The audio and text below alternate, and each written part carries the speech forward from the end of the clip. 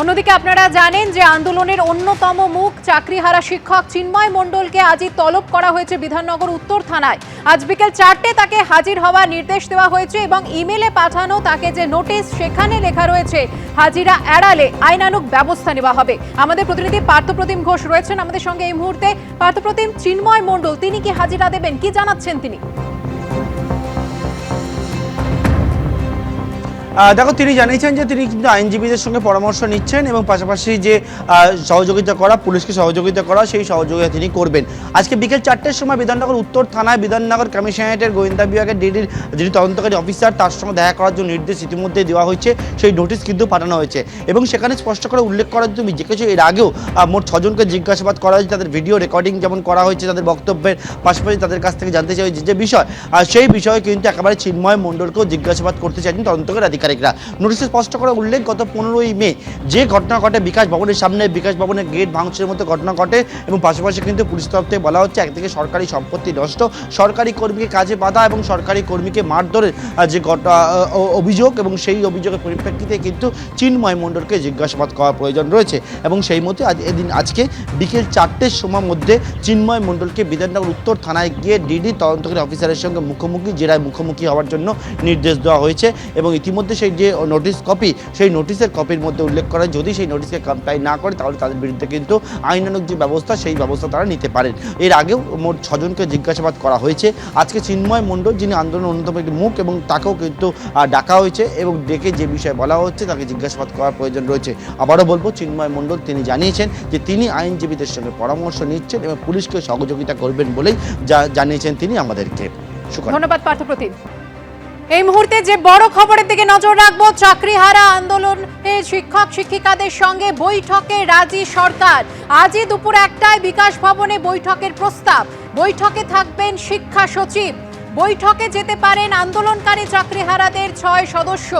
চাকরিহারা আন্দোলনরত শিক্ষক শিক্ষিকাদের সঙ্গে বৈঠকে রাজি সরকার।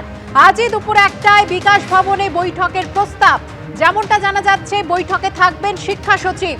বৈঠকে যেতে পারেন আন্দোলনকারী চাকরিহারাদের 6 সদস্য।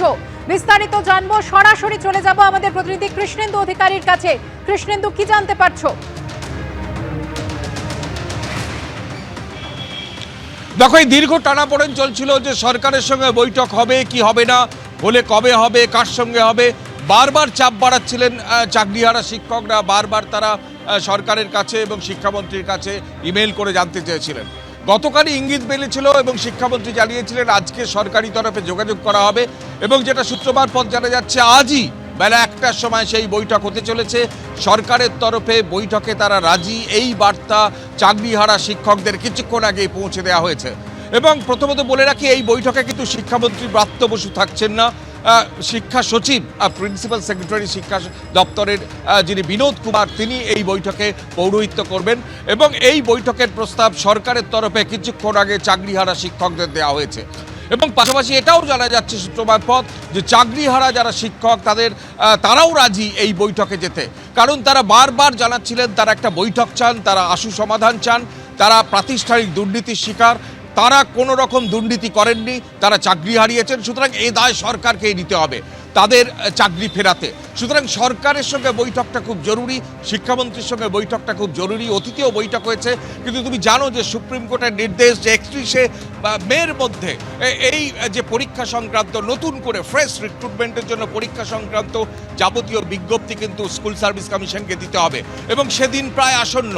সেক্ষেত্রে কি করণীয় সরকার কি ভাবছে, স্কুল সার্ভিস কমিশন কি ভাবছে, সেই গোটা বিষয়টা চাকরিহারা শিক্ষকরা বারবার জানতে চাইছিলেন। তারা দাবি করছিলেন যে তারা পরীক্ষা নতুন করে দিতে চান না, কিন্তু চাকরি যাতে বজায় থাকে সেই ব্যবস্থা করতে হবে। সুতরাং সে ব্যাপারে সরকার কি ভাবছে, কমিশন কি ভাবছে, তার জন্যই সরকারের সঙ্গে বৈঠকের জরুরি বলে তারা বারবার দাবি করছিলেন।